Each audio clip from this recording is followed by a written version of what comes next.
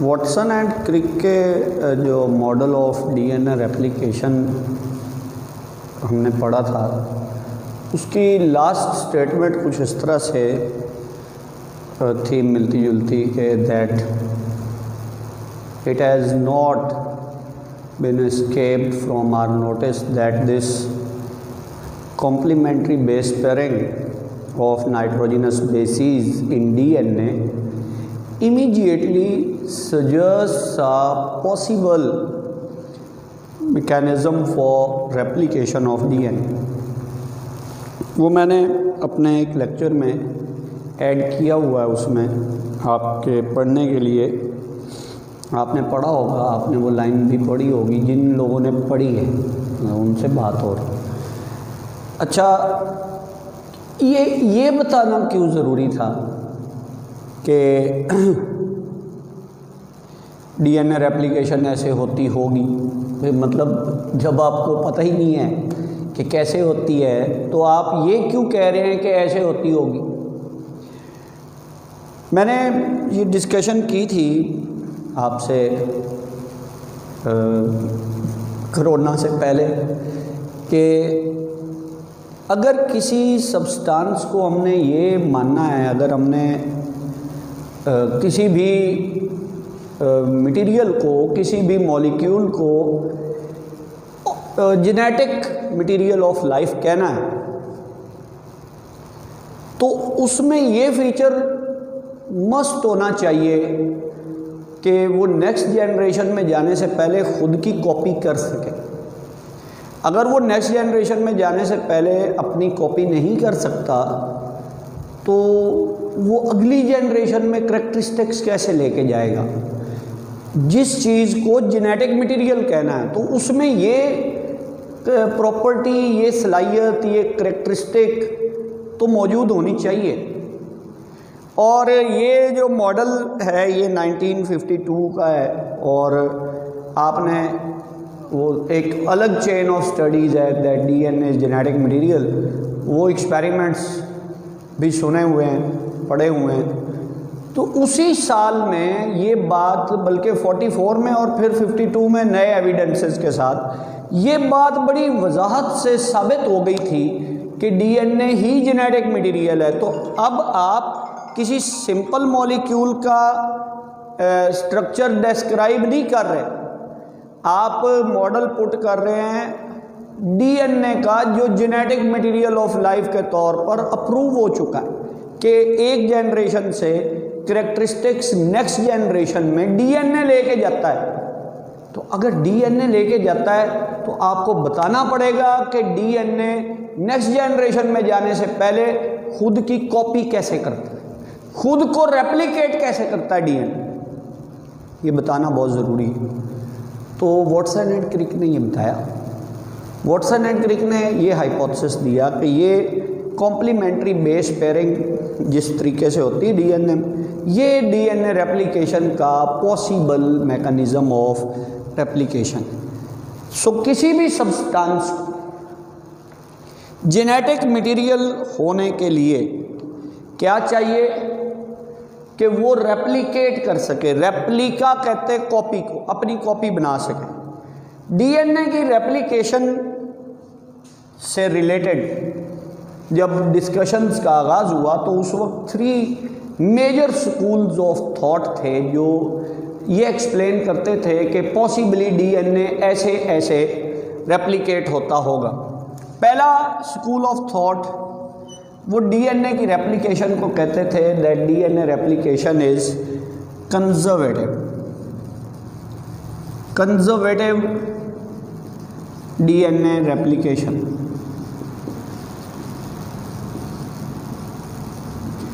कि डीएनए की replication conservative वे से होती है। कंजर्वेटिव वे क्या है? ये डीएनए की 2 स्ट्रैंड्स हैं। अच्छा, इसने रेप्लिकेट होना है और 2 मॉलिक्यूल्स बनने हैं। इस डीएनए ने 2 मॉलिक्यूल्स बनने हैं। ये 2 मॉलिक्यूल्स कैसे बनता है? कहते हैं ये वाला मॉलिक्यूल वैसे का वैसा ही रहता है और इसमें कोई चेंज नहीं आती। जबकि दूसरा मॉलिक्यूल कैसे बनता है? का समहाउ इसकी ट्रू कॉपी बन जाता है। बन जाता है, लेकिन ये नहीं पता कैसे बनता है। सो उसमें लिखा होता है समहाउ, ये खुद को रेप्लिकेट कर लेता है। तो इसको कंजर्वेटिव क्यों कहते हैं? इसलिए कहते हैं कि ये जो मॉलिक्यूल है, ये वाला जो पेरेंटल सेल का मॉलिक्यूल है, डीएनए मॉलिक्यूल, वो वैसे का वैसा रहा, कंजर्व हो गया, महफूज हो गया। So this way of replication is called as conservative replication of DNA. तो ये कंजर्व्ड मॉलिक्यूल है, ये वाला, दिस इज कंजर्व्ड मॉलिक्यूल, और ये न्यूली सिंथेसाइज्ड है। वो मॉलिक्यूल कंजर्व हो गया, ये नया बन गया। दूसरा मॉडल जो पेश किया जाता था डीएनए की रेप्लिकेशन को डिस्क्राइब करने के लिए, उसे कहते हैं dispersive model of DNA replication. Dispersive DNA replication कैसे होती है? डिस्पर्सिव रेप्लिकेशन में ये कहा जाता है बच्चों कि जो पेरेंटल डीएनए है वो अगली जनरेशन में जाने से पहले जो डॉटर मॉलिक्यूल्स बनते हैं, जो नए मॉलिक्यूल सिंथेसाइज होते हैं, वो पेरेंटल डीएनए उन न्यू मॉलिक्यूल्स में डिस्पर्स हो जाता, बिखर जाता है, और जो नया मॉलिक्यूल बनता है डीएनए का, उसमें कुछ हिस्से उस पुराने पेरेंटल मॉलिक्यूल के और कुछ हिस्से न्यूली फॉर्म्ड होते हैं। तो इसको हम यूं शो कर सकते हैं कि मसलन ये डीएनए बन रहा है जो नेक्स्ट जनरेशन में जाना है, इसके मुख्तलिफ रीजन्स में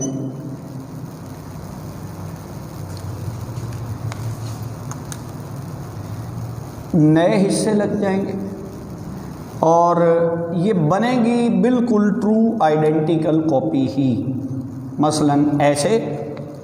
और अब जहाँ जहाँ ब्लैक शो किया है वहाँ पे न्यूली फॉर्म्ड पोर्शंस शो कर दें, तो ऐसे ये दो नए मॉलिक्यूल बनेंगे, लेकिन उनमें पेरेंटल मॉलिक्यूल डिस्पर्स होके आ जाएगा। लेकिन जो दो नए मॉलिक्यूल बनेंगे वो आइडेंटिकल होंगे उस पेरेंटल मॉलिक्यूल के, बिल्कुल वैसे ही होंगे। क्योंकि डीएनए यहाँ डिस्पर्स हो गया है, सो इसलिए हम इसको कहते हैं डिस्पर्सिव मॉडलिंग। वॉटसन और क्रिक ने जो अपने रिसर्च पेपर में डीएनए की रेप्लिकेशन के मॉडल का हाइपोथेसिस पेश किया, उसे कहा जाता है that DNA replication is semi conservative model of DNA replication. क्या है कि ये पेरेंटल मॉलिक्यूल है, इस पेरेंटल मॉलिक्यूल की दोनों स्ट्रैंड्स एक दूसरे से अलग हो जाती है जब नया मॉलिक्यूल बनाना होता है डीएनए, और इन दोनों पेरेंटल स्ट्रैंड्स पर एक एक नई स्ट्रैंड सिंथेसाइज कर दी जाती है, तो डीएनए के दो आइडेंटिकल मॉलिक्यूल्स इस तरह बन जाते हैं।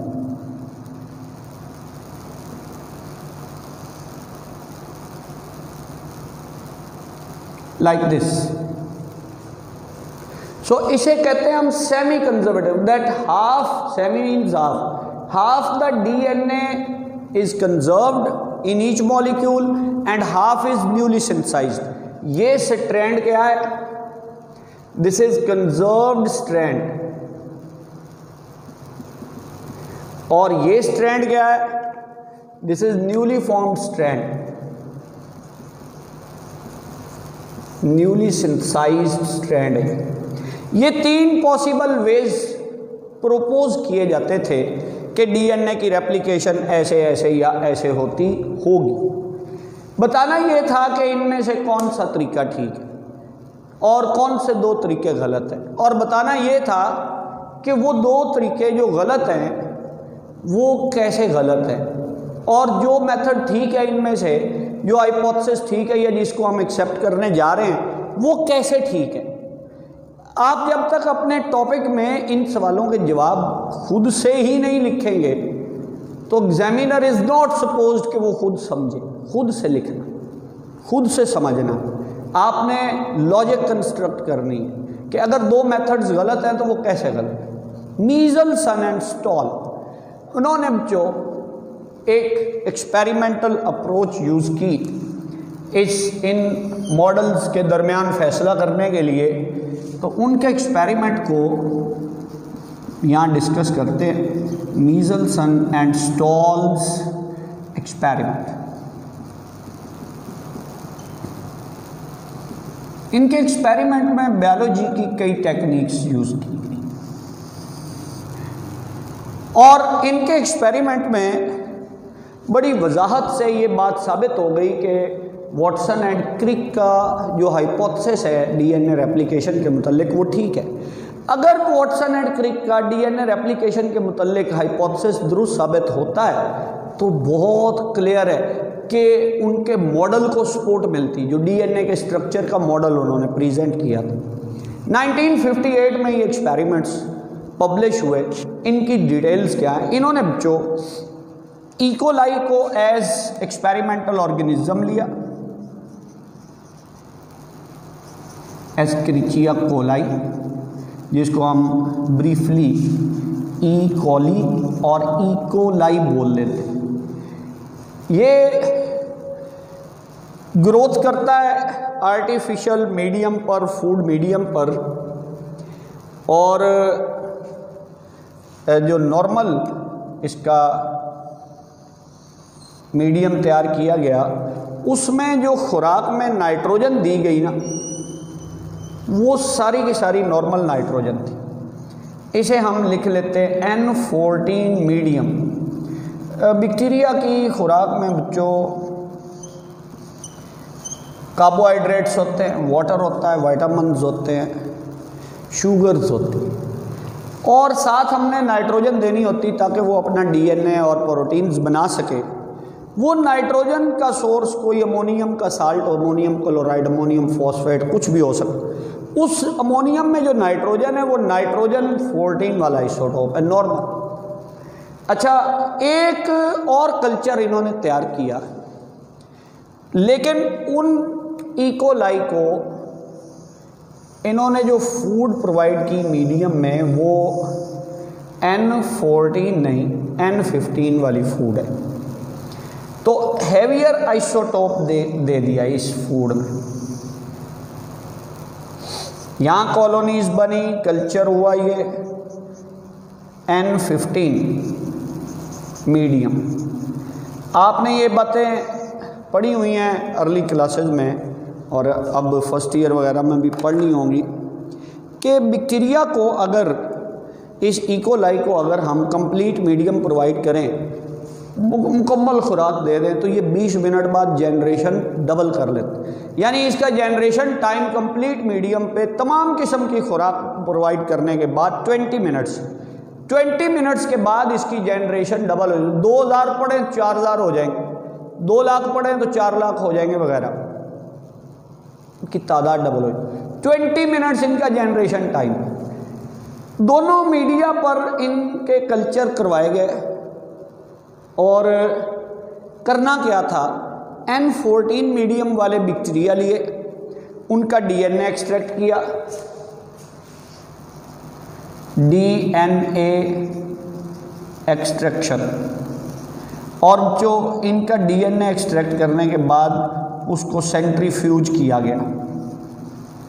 Then this DNA was passed through process of centrifugation in a medium containing cesium chloride। ये सेंट्रीफ्यूगेशन का मीडियम। N15 वाले बैक्टीरिया का भी डीएनए एक्सट्रैक्ट किया गया, डीएनए एक्सट्रैक्शन, और इनके डीएनए को भी सेंट्रीफ्यूज किया गया।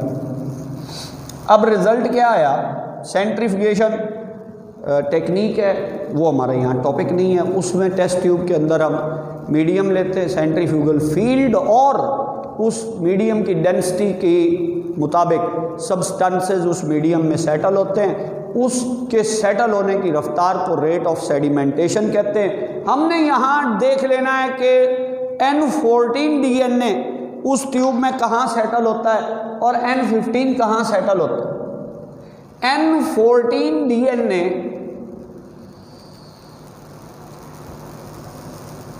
चूंकि लाइटर है डेंसिटी में, तो इसकी पोजीशन इस सीजियम क्लोराइड के मीडियम में यहां आती। This is N14DN। और जो N15DN है, इसकी पोजीशन जो इस टेस्ट ट्यूब में सीजियम क्लोराइड के मीडियम में यहां आती N15 की। वो लाइटर है, ये डेंसर है, दोनों की डेंसिटी का फर्क ट्यूब में हमें नजर आए। ये ट्यूब में हम डीएनए को कैसे देखेंगे, कहां पे है, मॉलिक्यूल है, तो ये तो सेल भी नहीं नजर आते, तो मॉलिक्यूल, इसकी रेडियोग्राफी की जाती है, एक्सरे फिल्म पर डीएनए के बैंड्स आ जाते हैं और उन बैंड्स की पोजीशन से हम बता देते हैं कि कौन सा डीएनए किस ट्यूब में कहां सेटल। तो ये बैंड पोजीशन, मॉलिक्यूल की पोजीशन को हमने डिटरमिन करना। अच्छा, ये है एक्सपेरिमेंट की तैयारी। इन्होंने 2 कल्चर किए, एक लाइटर मीडियम पे, एक हैवियर मीडियम पे। कल्चर करने के बाद क्या किया, सेंट्रीफ्यूगेशन, डीएनए मॉलिक्यूल्स की डेंसिटी ग्रेडियंट सेंट्रीफ्यूगेशन की, ultra centrifugation at very high speed, medium ये लिया, डीएनए यहाँ सेटल, इनकी डेंसिटीज मालूम हो गई। N14 लाइटर है, ऊपर रहता है, N15 हैवियर है, मीडियम के अंदर सेटल हो जाता है। एक्सपेरिमेंट कैसे, एक्सपेरिमेंट ये कि अब इन N15 बैक्टीरिया को, जिनका सारा डीएनए हैवी हो चुका है इस हैवियर आइसोटोप ऑफ नाइट्रोजन की वजह से, इसको ट्रांसफर किया जाए N14 मीडियम पर, नॉर्मल मीडियम पर, तो क्या होगा, अब वो बनाएगा इस डीएनए का रेप्लिका, इसकी कॉपी, ऐसे बनाएगा, ऐसे बनाएगा या ऐसे बनाएगा। इसका डीएनए N15 है, इसने अब जो मटेरियल लेना है वो लेना है N14 से। N14 से मटेरियल लेकर ये अपना डीएनए कैसे बनाए, पूरे का पूरा नया बनाएगा या डिस्पर्स करके बनाएगा या आधा आधा बनाएगा, इसे देखना था। N15 बैक्टीरिया को N14 मीडियम पर शिफ्ट किया गया। इसको मैं यूं लिखता हूं, that is first round of replication या स्टेप 1 ऑफ एक्सपेरिमेंट। क्या है, N15 bacteria shifted on N14 medium. क्या करना है, डीएनए लेना है, 20 मिनट्स के बाद, 20 मिनट्स के बाद डीएनए ले लेना। तो 20 मिनट बाद ही क्यों लेना, एक round of replication, 1 round of replication completes in 20 minutes. 20 minute में ये बैक्टीरिया खुद की रेप्लिकेशन करेंगे। कैसे करेंगे, ये बैक्टीरिया इस मीडियम को यूज करेंगे, ये वाला डीएनए N14 वाले न्यूक्लियोटाइड्स के जरिए रेप्लिकेट होगा और फिर हम उसको 20 मिनट के बाद एक्सट्रैक्ट करेंगे। इन 20 मिनट्स में एक दफा रेप्लिकेशन हो गई, so this is called as first round of replication. इसका रिजल्ट क्या है, 20 मिनट्स के बाद रिजल्ट क्या है, 20 मिनट्स के बाद जो रिजल्ट ये आया कि ये जो डीएनए इन बैक्टीरिया से 20 मिनट बाद लिया गया वो यहां सेटल हुआ। 20 मिनट्स के बाद डीएनए की डेंसिटी N14 और N15 के दरमियान में आई, ना इतना हैवियर है ना इतना लाइटर है, और ट्यूब में एक ही बैंड नजर आया। 2 लाइंस में रिजल्ट लिखना है। रिजल्ट क्या है कि डेंसिटी इस डीएनए की इंटरमीडिएट, दरमियान में, इन दोनों के दरमियान में, और ये ट्यूब में सिर्फ एक बैंड की फॉर्म में सेटल होता। ये है रिजल्ट। अब इससे कंक्लूजन लो और फिर हम आगे बढ़े। ये रिजल्ट हमें इनके मुतल्लिक क्या बताता है, कौन सा मॉडल सही साबित होता है या कौन सा गलत। पहले से स्टार्ट करो। अगर कंजर्वेटिव रेप्लिकेशन ऑफ डीएनए हो तो हमें 2 बैंड्स हासिल होने चाहिए, एक N15 वाला, एक N14 वाला। क्यों, N15 डीएनए खुद को कंजर्व कर लेता और N14 डीएनए थोरोली नया बनता और 2 बैंड आते। यहां बैंड एक ही आया, बैंड एक आया है, तो इसका मतलब यह है कि DNA replication is not conservative. इस रिजल्ट से ये कंक्लूजन लेते हैं, first round of replication, DNA replication is not conservative. DNA की रेप्लिकेशन कंजर्वेटिव नहीं है। अगला कंक्लूजन भी लिख देता हूं, मे बी डिस्पर्सिव और सेमी कंजर्वेटिव। अगले दोनों चांसेस हैं इस रिजल्ट से ये बात शो होती। क्यों? इस रेप्लिकेशन के मेथड में भी डेंसिटी का पता चलता है हमें। ट्यूब में डीएनए दरमियान में सेटल हुआ है, डीएनए मिडवे आया है, अच्छा उसकी डेंसिटी दरमियान में है ना, हमें ये तो नहीं पता चल रहा कि वो डीएनए लगा कैसे हुआ है, ऊपर लगा हुआ, नीचे डिस्पर्स हुआ है या सेमिकल।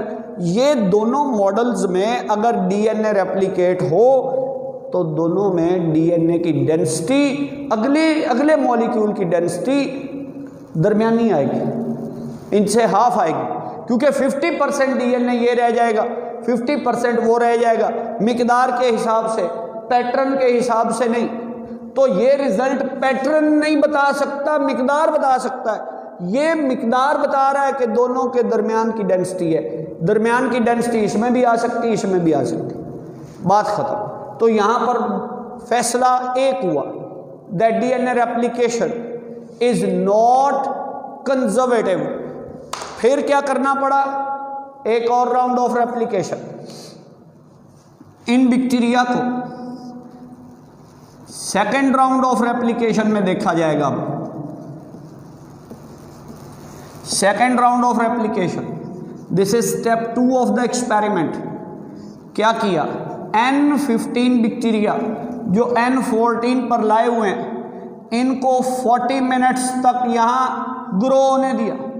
20 मिनट बाद पहली दफा डीएनए रेप्लिकेट हुआ और 40 मिनट बाद वो जनरेशन फिर डबल हुई और 40 मिनट्स के बाद इनका डीएनए एक्सट्रैक्ट करना है। DNA extraction after 40 minutes, 40 minutes के बाद इनका डीएनए एक्सट्रैक्ट किया गया तो क्या आएगा? कैसा रिजल्ट आया? 40 मिनट्स वाली टेस्ट ट्यूब में बैंड्स की पोजीशंस ये आई, एक बैंड यहां बना और एक बैंड वही बना जहां 20 मिनट्स के बाद बना था। ये 40 मिनट्स वाला रिजल्ट है। 40 मिनट्स के बाद डीएनए एक्सट्रैक्ट किया गया तो वहां दो बैंड हासिल हुए, एक N14 जैसी डेंसिटी रखता है, एक इस जैसी डेंसिटी रखता है, मिडवे डेंसिटी। इस रिजल्ट से कंक्लूजन लेते क्या इस वे ऑफ रेप्लिकेशन, ये जिसे हम डिस्पर्सिव लिखते हैं, क्या इस तरीके से डीएनए रेप्लिकेशन हो तो कभी भी N14 डीएनए हासिल हो सकता है? इससे सिंपल लॉजिक ही नहीं, कभी भी नहीं हो सकता, क्योंकि ये N15 वाला जितने भी आगे मॉलिक्यूल बनेंगे उनमें इसका कोई ना कोई पोर्शन जाता जाएगा, तो वो डीएनए कभी भी N14 वाला प्योर नहीं हो सकता। तो पॉसिबिलिटी किस मॉडल के साथ? इस मॉडल के साथ पॉसिबिलिटी है कि ये रेप्लिकेशन शायद दो तरह का डीएनए दे दे। हम बना के देख लेते हैं। ये N15 वाला डीएनए की दो स्ट्रैंड्स है, ये N15 वाला डीएनए, और क्या हुआ? First round of replication 20 minutes के बाद ये दोनों स्ट्रैंड्स एक दूसरे से अलग हुई। ये हैवी चेन्स है, ये हैवी चेन्स, H लिख लो या N15 इस पे लिख लो। ये हैवी चेन्स के ऊपर N14 वाली लाइटर चेन बनी एक एक। सो ये L/H डीएनए, इसे लिखते हैं L/H या इसे लिखते हैं N14/N15, इसे लिखते हैं हम N15/N15। ये दरमियानी डीएनए। और अब 20 मिनट्स मजीद गुजरे और ये चारों स्ट्रैंड्स एक दूसरे से अलग हुई। 40 मिनट्स के बाद जब ये चारों स्ट्रैंड्स एक दूसरे से अलग होनी है, उसके बाद बनना क्या है? इसके ऊपर N14 से DNA बनना है, तो N14 से DNA ऐसे बनेगा।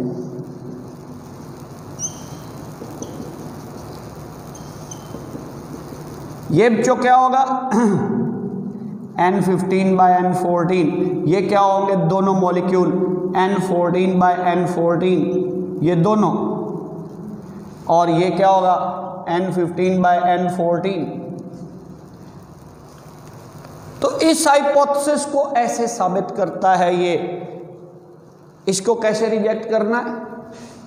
You can't get ever and ever pure N14 DNA if you consider this replication as dispersive, while this hypothesis suggests that N14 as well as this L over H DNA can be obtained after second round of replication। इस तरह से हम कहते हैं that DNA replication is neither conservative nor dispersive but semi conservative। ये एक तरीके से एक्सप्लेन किया। ये पायनियरिंग एक्सपेरिमेंट 1958 मीजल्सन एंड स्टॉल्स। इसके बाद कई और एक्सपेरिमेंट्स किए गए जिनमें साबित किया गया कि डीएनए रेप्लिकेशन कैसे होता है। वो हायर क्लासेस के लिए ऑटो रेडियोग्राफी और हार्लेक्विन क्रोमोसोम के जरिए डीएनए रेप्लिकेशन का सेमी कंजर्वेटिव होना कैसे प्रूव किया जाता है, वो मैं यहाँ आखिर पर बुक से डायग्राम्स के साथ ऐड कर रहा हूँ। इसी एक्सपेरिमेंट का रेप्लिका है या इसका रिवर्स है, उसमें बात नहीं, कुछ भी नहीं है। मोर ओवर आप में से मेजॉरिटी को मैंने वो एक्सप्लेन किया हुआ है। आप वो टेक्स्ट पढ़ना और अगर कोई बात समझ ना आए तो पूछ लेना। Thank you.